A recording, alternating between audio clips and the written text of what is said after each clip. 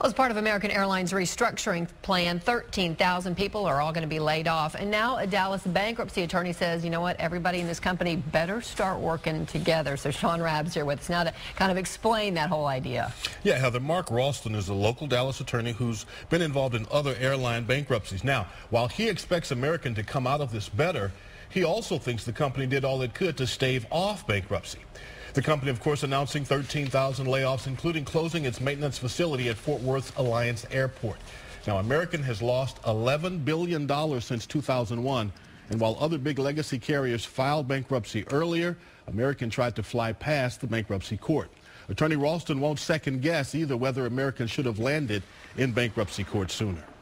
You know, hindsight's 20/20. I think that American and its management and employees, were to be commended in trying to avoid bankruptcy and preserve shareholder equity, which is now wiped out.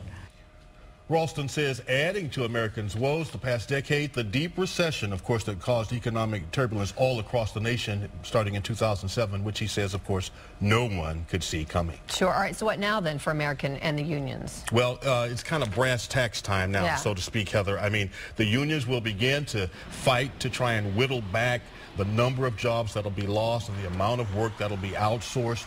Again, like with the closing of Alliance, that maintenance facility, and American's management will likely make some concessions, but they're not going to move too far away from the numbers they laid out yesterday. They can't, they say.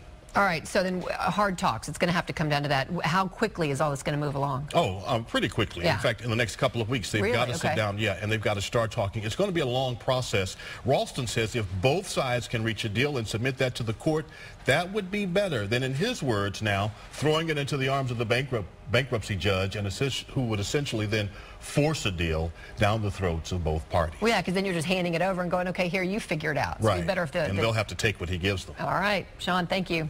Hey, listen, we want to let everybody know that we have a special coming up tomorrow night, an in-depth look at the future of American Airlines. It begins tomorrow night at 9:30.